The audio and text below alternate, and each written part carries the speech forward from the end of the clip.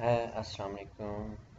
Good evening. You are watching and listening YouTube channel Ziaul Karain for C++ Programming Language Lecture 2, जिसको आज हम start करेंगे। इसकी एक लेक्चर सीरीज़ जो है हमने स्टार्ट की हुई है।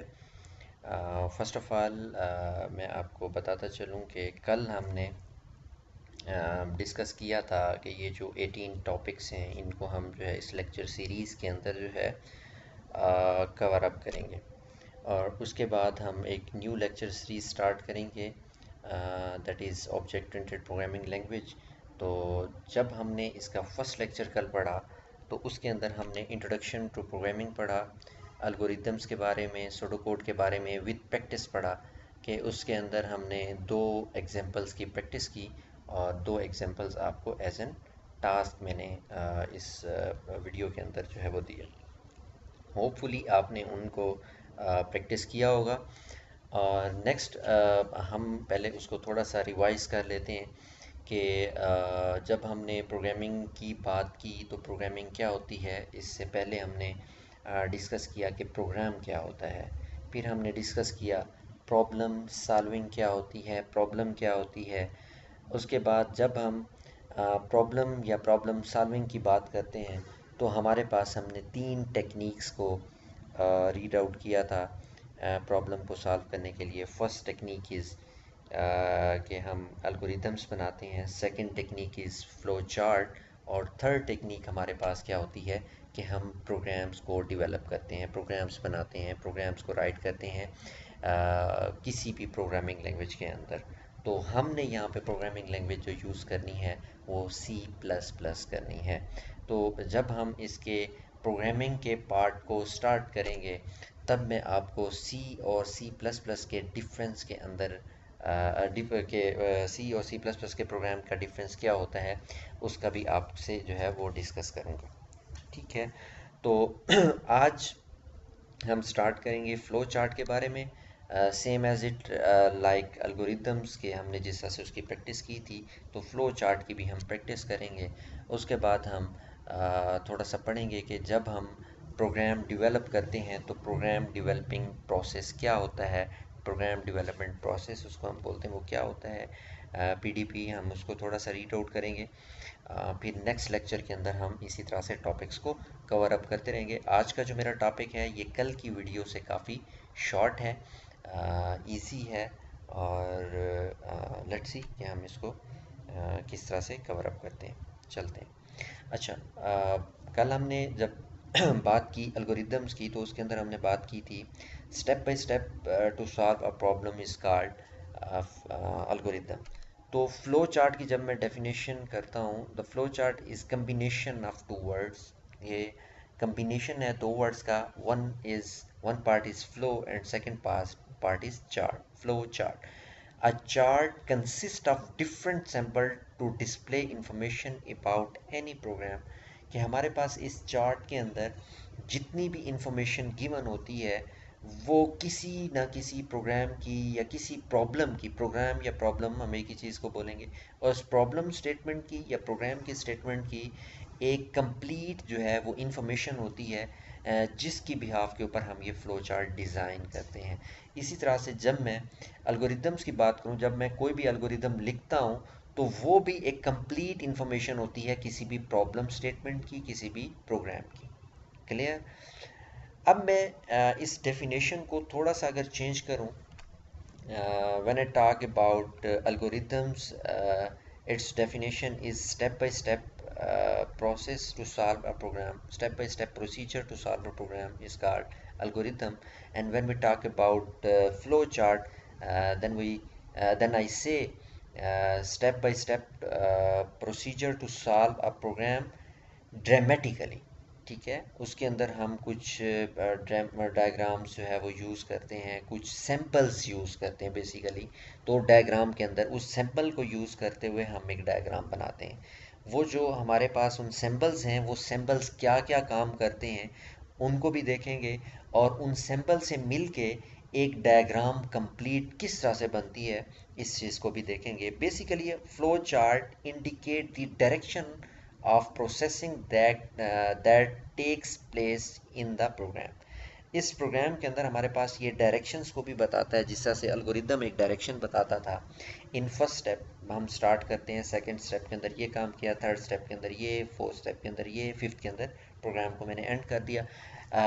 इट डजेंट मीन कि इस एल्गोरिदम के 5 या 6 आपके स्टेप्स होते हैं, नेवर।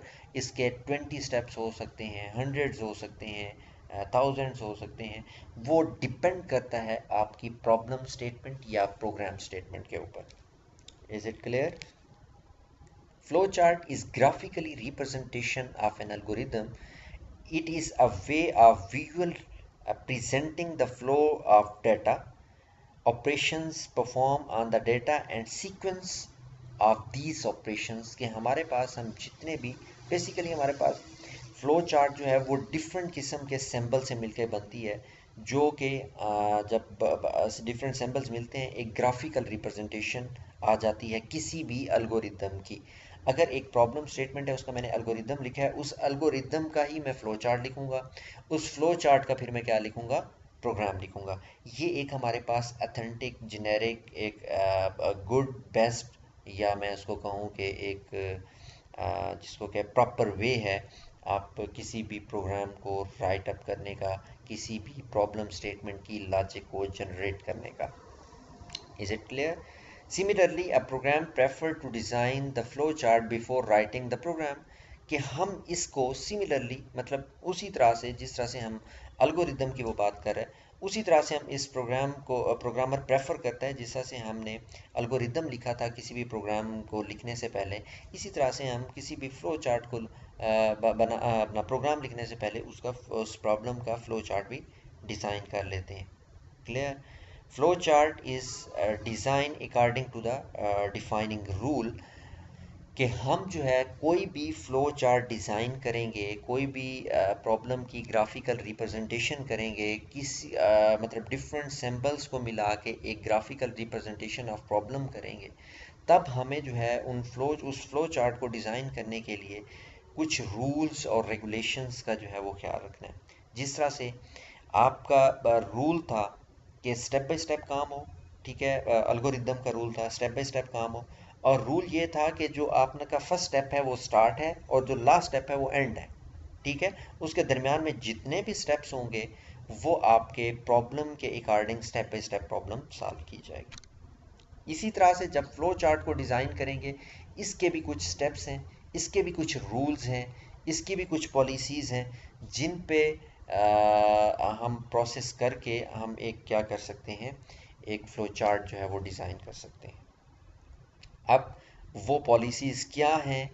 एक कि जिस तरह से हम एल्गोरिदम के अंदर करते थे कि स्टार्ट और एंड के लिए हम जो है वो फ्लो चार्ट मतलब मतलब कि यूज़ करते थे एल्गोरिदम के अंदर, फर्स्ट स्टेप स्टार्ट का होता था और लास्ट स्टेप आपका एंड का होता था। इसी तरह से यहाँ पे एक ओवल शेप है जो कि यूज़ की जाएगी स्टार्ट और एंड के लिए, और स्टार्ट और and is the compulsory also the compulsory part of flow chart like algorithm. Clear? इसी तरह से ये स्टार्ट के लिए भी यही ओवल शेप यूज़ करेंगे, यही सिंबल यूज़ करेंगे, और एंड के लिए भी इसी सिंबल को यूज़ किया जाएगा। इसी तरह से नेक्स्ट हमारे पास जो सिंबल आता है पैरेललोग्राम, इसको हम यूज़ करेंगे प्रोग्राम के अंदर जब हम कोई भी इनपुट या आउटपुट जो है प्रोसेस कर रहे होंगे।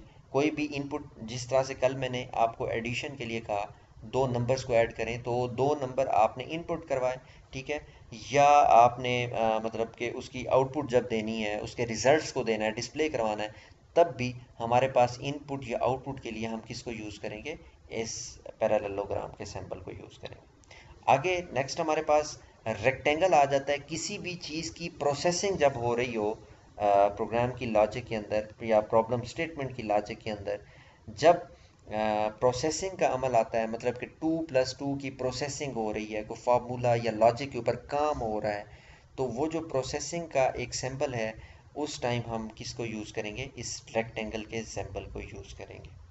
और जब हमारे पास सिलेक्शन या कंडीशन की बात आ जाएगी, सिलेक्शन या कंडीशन की जब बात आ जाएगी, तो तब हम इस सिंबल को यूज़ करेंगे, डायमंड सिंबल इसको हम बोलते हैं। अब इसकी एक एग्जांपल देता हूँ। मैं कहता हूँ Ali is greater than Umar. Ali जो है वो ग्रेटर देन है उमर से, ठीक है। अली हमारे पास अली की एज और उमर की एज, दोनों की एज ली जाएगी, वो यूज़र से मांगी जाए, या वो जो है आप खुद एज आ अली की age is equal to Ali is equal to 20, Umar is equal to 10। अब जब इनका हम कंपैरिजन करेंगे तो जब अली की एज उमर के बराबर है या उससे बड़ी है, ये हमने चेक करना हो, बराबर के लिए हमने चेक करना हो Ali is equal to Umar, तो वो अगर कंडीशन 20 और 21, 21 इज इक्वल टू 20 या 20 इज इक्वल टू 21 हो रहा होगा तो कंडीशन हमारे पास फॉल्स हो जाएगी। और जब ग्रेटर देन की देखनी है तो ग्रेटर देन के लिए साइन लगा देंगे कि वो चेक करेंगे कि हाँ जी वो ग्रेटर देन है, Ali is greater than Umar, कि ग्रेटर देन के लिए हमारे पास साइन जो है वो यूज़ किया जाता है आपका एंगल ब्रैकेट का साइन जो है उसको यूज़ किया जाता है, ठीक है। और लेस देन के लिए भी उल्टी एंगल ब्रैकेट का यूज़ जो है वो किया जाता है।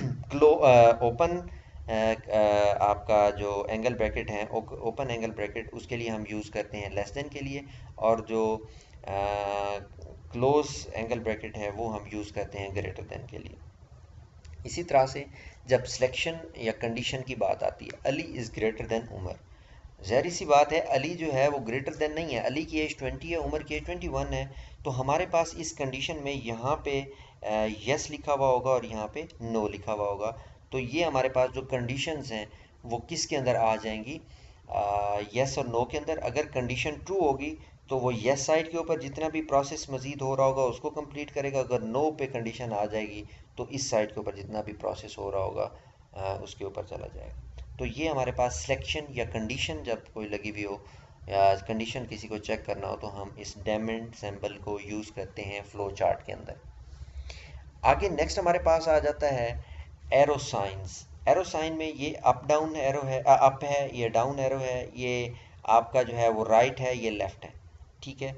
ये एरो साइन है जो कि इनकी डायरेक्शन, जब मैं इसको स्टार्ट करूंगा ये मैं स्टार्ट फिर डायरेक्शन दूंगा कि ये नीचे की जानिब डायरेक्शन आ रही है, डाउन एरो साइन को यूज़ करूंगा। इसी तरह से जब यहाँ पे बात चल रही होगी येस और नो की डायमंड सिंबल के ऊपर, जब सिलेक्शन या कंडीशन की बात कर रहा हूँ तब वो यहाँ पे बात उसकी भी करेगा। तो ये जो सारी चीज़ें हैं ये आपकी मतलब डायरेक्शंस देने के लिए या फ्लो को बताने के लिए कि फ़्लो चार्ट के अंदर फ़्लो किस तरह से हो रहा है, वर्क का फ़्लो किस तरह से हो रहा है। तो हम इन फ़्लो लाइंस को, इन डायरेक्शंस को या इन इंडिकेटर्स को, इन एरो साइंस को यूज़ करेंगे। Flow lines, directions, indicators, arrow science, ये सारे इसी के नेम होते हैं। क्लियर हो गया। नेक्स्ट हमारे पास आ जाता है कि सर्कल का साइन, जो कि हमारे पास दो या दो से ज़्यादा रिजल्ट्स को कनेक्ट कर रहा होता है। एक रिजल्ट है कि दो वेरिएबल्स हैं, एक वेरिएबल की भी परसेंटेज फाइंड करनी है, दूसरे वेरिएबल की भी परसेंटेज, ए वेरिएबल है उसकी भी परसेंटेज फाइंड करनी है, बी वेरिएबल है उसकी भी परसेंटेज फाइंड करनी है। तो उनके रिजल्ट को सबमिट करना है, फिर उन दोनों की जो परसेंटेज आई है उसको हमने सम करना है। जब दो चीज़ों को कनेक्ट कर रहा होगा, जब दो चीज़ों को मिला रहा होगा, तब हमारे पास जो है हम इस स्मॉल सर्कल साइन को, इस सिंबल को यूज़ करेंगे। नेक्स्ट हमारे पास बेसिकली ये रेक्टेंगल है और इसके अंदर दो लाइंस जो है इस तरह से ये लगाई हुई होंगी, इसको हम यूज़ करेंगे फंक्शंस कॉल के लिए। फंक्शंस क्या होते हैं, फंक्शन कॉलिंग क्या होती है और फंक्शन कॉल क्यों किए जाएंगे, जब हम फंक्शंस का टॉपिक जो है वो पढ़ रहे होंगे तब हम इस फंक्शन कॉलिंग को जो है वो डिस्कस करेंगे और इसकी एग्जांपल भी करेंगे कि फंक्शन कॉलिंग क्यों हो रही है और किस तरह से की जाती है। When we talk about preparation of something or starting a stopping condition that is used in this flowchart or algorithms or in program, then we use that type of symbol। ये जो सैम्पल है इसको हम preparations, जब किसी भी दो results के अब हम उसको कनेक्ट कर लेते हैं तब हम प्रिपरेशन कर रहे हैं रिज़ल्ट को डिस्प्ले करने की, या कंडीशन जो है वो इनफिनाइट चल रही है उसको स्टॉप करना है, तो तब हम उसको जो है स्टार्ट करना है या स्टॉप करना है, उन दोनों के लिए हम इस जो है सिंबल का यूज़ करते हैं। तो इसकी एग्जांपल्स भी आगे आएंगी जिसको हम यूज़ करेंगे। प्रोग्राम के अंदर कुछ चीज़ें इस तरह से होती हैं जिसको हम कहते हैं कि ये हिंट लिख दें या किसी भी चीज़ का यूज़ ऑफ कमेंट्स वगैरह जो है वो राइट कर दें। तो कमेंट्स बेसिकली हम किसी भी प्रोग्राम के अंदर अपनी मेमोरी के लिए यूज़ करते हैं, या ये बताते हैं कि ये जो कमेंट्स हैं ये इस लाइन के अंदर वर्क क्या हो रहा है। ये कमेंट्स जो हैं एक मेमोरी के लिए यूज़ किए जाते हैं, दूसरा कि इस प्रोग्राम के अंदर या इस लाइन के अंदर वर्किंग क्या हो रही है, उसके लिए हम इन कमेंट्स का जो है वो यूज़ करते हैं। एक ऑप्शन आपके प्रोग्राम के अंदर होता है, और वो प्रोग्राम के अंदर कमेंट किस तरह से यूज़ किए जाते हैं और कमेंट को किस तरह से हम राइट करते हैं, वो भी हम जब नेक्स्ट प्रैक्टिकल कर रहे होंगे प्रोग्राम के पोर्शन में जाके। फर्स्ट पोर्शन आपका प्रॉब्लम सॉल्विंग का एल्गोरिदम था, फिर हमारे पास फ्लो चार्ट का आ गया, सैम्पल्स का यूज़ आ गया। अच्छा, फिर जो नेक्स्ट फेज़ है वो प्रोग्राम का है, तब हम कर रहे होंगे तो हम प्रोग्राम के हिसाब से इसको करेंगे। और जब हम यहाँ पे देखेंगे इसको फ्लो चार्ट के अंदर, तो किसी भी चीज़ के कमेंट, अब मैंने इस चीज़ के ऊपर कमेंट देना है, प्रोसेसिंग किस चीज़ की हो रही है, तो ये सैम्पल मैं यहाँ पे यूज़ करूँगा और यहाँ पे मैं उसका कमेंट दूंगा कि हेयर इज़ या there is the processing of some multiplication, या कोई भी यहाँ पे काम हो रहा है तो हम उसको जो है यहाँ पे राइट कर सकेंगे। क्लियर हो गया। तो ये हमारे पास कुछ मतलब रूल्स रेगुलेशंस थे जिनके अंदर स्टार्ट और एंड जो है, ये वाला जो ओवल सिंबल है ये मस्ट यूज़ होगा हर फ्लो चार्ट के अंदर। जिस तरह से स्टार्ट और एंड जो है या स्टॉप है वो उसके अंदर यूज़ होता था आपका एल्गोरिदम के अंदर।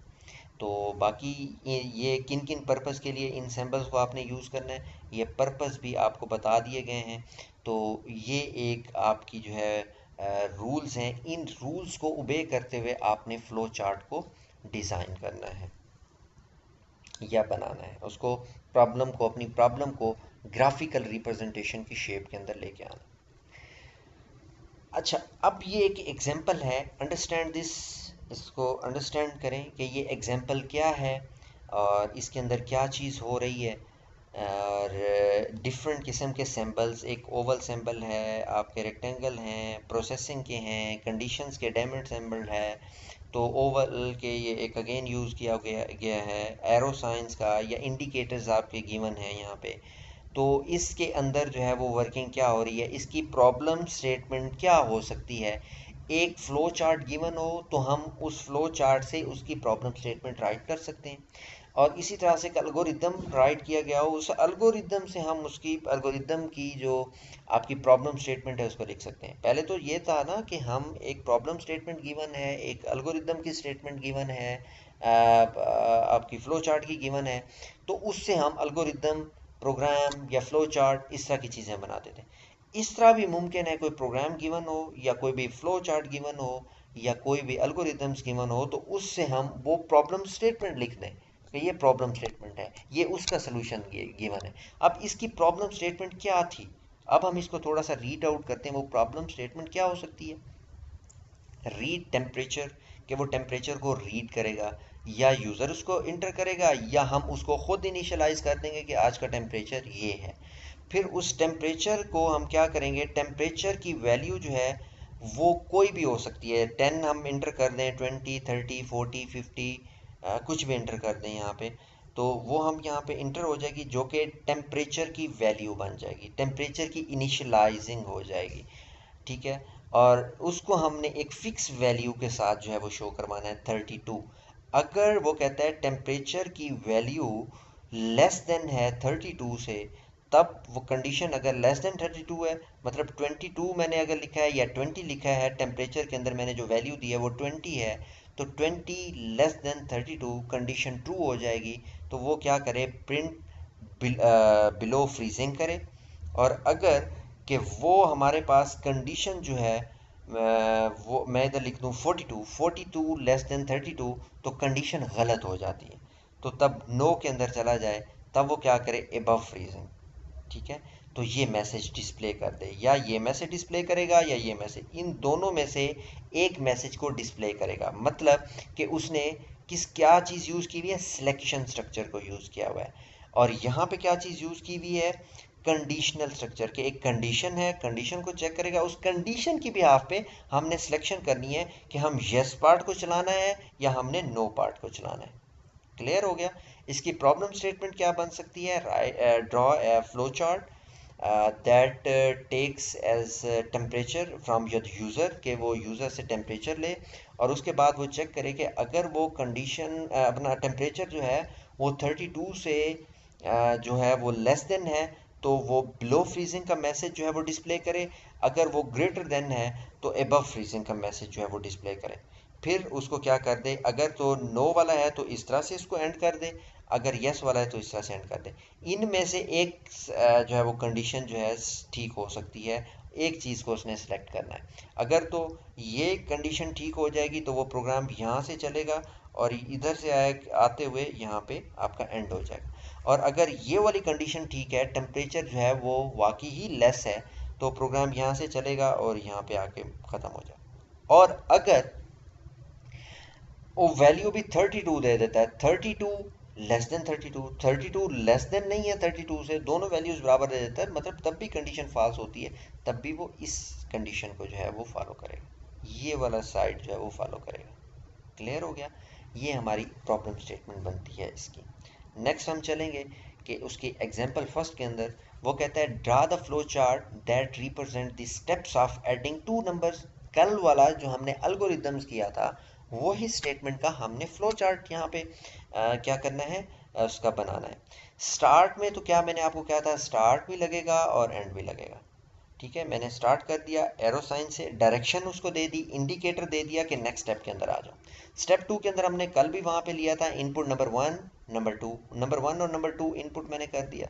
1 के अंदर मैंने value for example 1 he inter कर दी और 2 के अंदर मैंने 2 इंटर कर दी। फॉर एग्जाम्पल ये 1020 भी हो सकती हैं, 3240 भी हो सकती हैं, 3640 भी हो सकती हैं, कुछ भी वैल्यूज़ 1000 5000 भी हो सकती है, कोई भी वैल्यू जो है वो यहाँ पे वेरिएबल्स के अंदर हो सकती है जो यूज़र इंटर करेगा या जिस वैल्यू से यूज़र उसको इनिशियलाइज करवाएगा। हम यहाँ पे इस वैल्यू को एक्सपेक्ट करते हैं कि नंबर 1 की वैल्यू जो है वो 1 है और नंबर 2 की वैल्यू क्या है, 2 है। आगे प्रोसेसिंग का जब प्रोसेस होगा तो तब क्या मैंने आपको कहा था कि ये वाली आपने सिंबल को यूज़ करना है, उसके अंदर सम का फार्मूला लगाएंगे, sum is equal to number 1 plus number 2, 1 और 2 को जमा करेगा, फिर प्रिंट सम उसके अंदर आ जाएगा, डिस्प्ले करवाएगा उसको प्रिंट सम यहाँ पे, फिर सम प्रिंट हो जाएगा जो कि स्क्रीन के ऊपर मेंशन कर देगा, उसका रिप्लाई आ जाएगा, फिर हम उसको क्या कर देंगे, प्रोग्राम को एंड कर देंगे। ये एक फ्लो चार्ट है इस प्रॉब्लम स्टेटमेंट का। Write a flow chart that represent the step of adding two number. Step करता है एडिंग टू नंबर्स का, तो ये स्टार्ट और एंड तक ये प्रोसेस जो है वो करेगा। और अगर यही चीज़ हम फ्लो चार्ट अपना एल्गोरिदम के अंदर लिखें तो हम इसको इंग्लिश लैंग्वेज के अंदर लिखेंगे, स्टार्ट इनपुट 1 और 2 नंबर, सम का फार्मूला लगा देंगे स्टेप 3 के अंदर, 4 के अंदर प्रिंट सम ऑफ 2 नंबर्स और एंड कर देंगे। इसी तरह इसको इंग्लिश लैंग्वेज के अंदर कन्वर्ट करके लाइन बाय लाइन जो है वो स्टेप बाय स्टेप जो है उसको एक प्रोसीजर के हिसाब से, एक उसी रिदम के हिसाब से, जो रिदम यहाँ पे गिवन है उसके हिसाब से लिख देंगे, तो ये फ्लो चार्ट भी इसका कन्वर्ट हो जाएगा। इसका प्रोग्राम बनाना है तो ये प्रोग्राम के अंदर भी कन्वर्ट हो जाएगा। किस तरह से प्रोग्राम के अंदर कन्वर्ट होगा उसकी भी रूल्स रेगुलेशंस और पॉलिसीज़ हैं हर प्रोग्रामिंग लैंग्वेज की। सी प्लस प्लस की रूल्स रेगुलेशंस और पॉलिसीज़ क्या हैं वो कल से स्टार्ट होंगी, तो उसको हम जो है मज़ीद देखेंगे, कुछ उसकी थीरी और भी बाकी है इंट्रोडक्शन की, और उसके बाद हम उसको भी स्टार्ट करेंगे। क्लियर हो गया एग्जाम्पल 1? और इसी तरह से अब मैं दो एग्जाम्पल आपको करवा चुका, एक के फ्लो चार्ट से हमने प्रॉब्लम स्टेटमेंट को ढूंढा और दूसरी प्रॉब्लम स्टेटमेंट से हमने एक फ्लो चार्ट को बनाया। अब यहाँ पे हम टास्क देखते हैं। टास्क के अंदर दो टास्क जो आपने इन पॉलिसीज़ जो पीछे गिवन है उनको यूज़ करते हुए फ्लो चार्ट को बनाना सीखना है।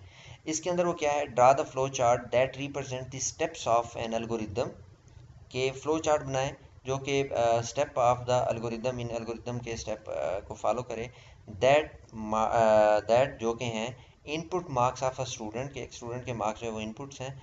इफ़ द मार्क्स इज़ 40, जो इनपुट करे यूज़र इनपुट करे, if the marks is 40 or more, यहाँ पे कंडीशन हमारी है marks is 40 or more or greater than or equal to की जो है ना यहाँ पे कुछ हिस्सा की कंडीशन लगेंगी, वो आपने खुद इसको जो है वो चेकआउट करना है।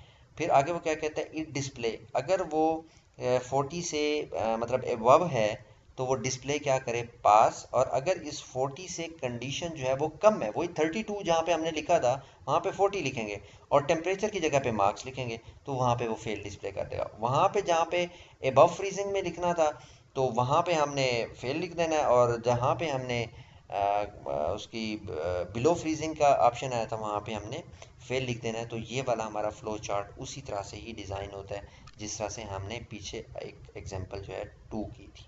क्लियर? और नेक्स्ट हम आपका क्वेश्चन है, draw the flow chart that find the sum of first 50 natural numbers.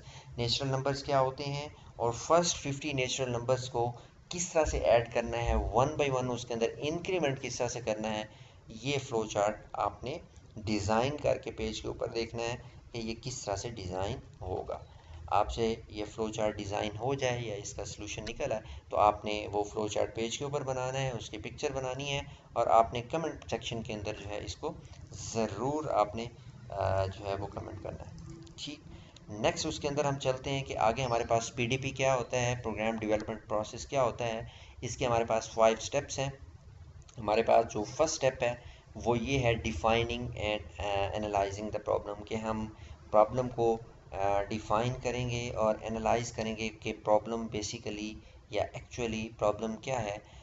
इसमें प्रोग्रामर जो है वो स्टडी करता है इस फेज़ के अंदर प्रॉब्लम को। In this step a programmer studies the problem, कि उसको प्रॉब्लम को स्टडी करता है, और इसके अंदर जो है उसका बेस्ट सलूशन जो है वो फाइंड करने की कोशिश करता है, और उसका सलूशन कोई ना कोई निकालता है। इसके अंदर basically the facts and figure which are necessary for the developing the program, ये एक फैक्ट्स फिगर्स हैं जो कि नेसेसरी होता है प्रोग्राम की डेवलपिंग प्रोसेस के अंदर, और इसको हम डिज़ाइन भी करते हैं। प्रोग्राम को विल बी डिज़ाइन, इसको देख के इस फ्लो चार्ट को हम एनालाइज करने के बाद, डिफ़ाइन करने के बाद तो इसको डिज़ाइन करना होता है। The language in which the program will be more suitable, कि प्रोग्राम मोर सूटेबल किस में, कौन सी लैंग्वेज के अंदर है, सी प्लस प्लस या किसी भी और लैंग्वेज के अंदर है, तो उसके अंदर हम क्या करेंगे, उसको कन्वर्ट करेंगे। और इसके अंदर इस फेज़ के अंदर what is the desire output, desire output क्या होती है, यूज़र जो है ये पहले से जानता होता है, या प्रोग्रामर जो है वो पहले से जानता होता है कि हमारे पास आउटपुट क्या आनी चाहिए, तो उसके अकॉर्डिंग जो है वो उस प्रोग्राम का सलूशन जो है वो निकालता है या प्रॉब्लम को सॉल्व करता है। Problem solving techniques, algorithm, flow chart और प्रोग्राम के थ्रू। ठीक है, इसके बाद नेक्स्ट फेज हमारे पास जो सेकंड स्टेप है वो डिज़ाइनिंग द एल्गोरिदम। हमारे पास प्रोग्रामर को चाहिए कि सबसे पहले वो एल्गोरिदम को जो है वो डिज़ाइन करे। अगर उसके अंदर कोई मिस्टेक आती है तो अल्टरनेट वे ढूंढे जो कि उस प्रॉब्लम स्टेटमेंट के अकॉर्डिंग हो, उसकी नीड को, उस प्रॉब्लम स्टेटमेंट की नीड को, कस्टमर की नीड को या यूज़र की नीड को, कंप्यूटर प्रोग्रामर की नीड को फुलफ़िल करता हो, तो वो वाली आपने सलूशन जो है वो निकालना है। ठीक है, उसको प्रिपेयर करना है फॉर प्रोग्राम राइटिंग, प्रोग्राम के लिए, प्रोग्राम को लिखने के लिए एल्गोरिदम लिखना है ताकि हम जो है उसको प्रिपेयर करें प्रोग्राम राइट करने के लिए। आगे थर्ड फेज के अंदर क्या करता है प्रोग्रामर, कोड और राइटिंग द प्रोग्राम, के उसकी कोडिंग करता है या राइट अ प्रोग्राम करता है किस लैंग्वेज के अंदर, जो लैंग्वेज आपकी डिमांड की जाती है, सी प्लस प्लस, सी शॉर्प, ठीक है, जावा, जिसके अंदर भी वो डिमांड किया होता है उसके अंदर वो क्या करता है, इस प्रॉब्लम को जो है वो राइट डाउन करता है, उसकी कोडिंग करता है। ठीक, और जब वो कोडिंग कर लेता है फिर उसके बाद उसको वो टेस्ट करता है। टेस्टिंग का मतलब ये है कि उस प्रोग्राम को रन करता है, आया कि इसके अंदर मिस्टेक्स हैं या नहीं है।